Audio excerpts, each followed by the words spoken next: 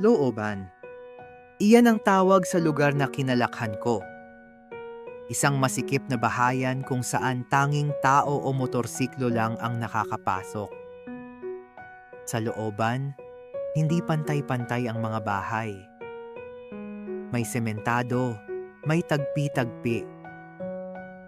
Ngunit sa lahat ng tahanan, bahay namin ang laging napapansin, laging tinitingnan, laging pinag-uusapan.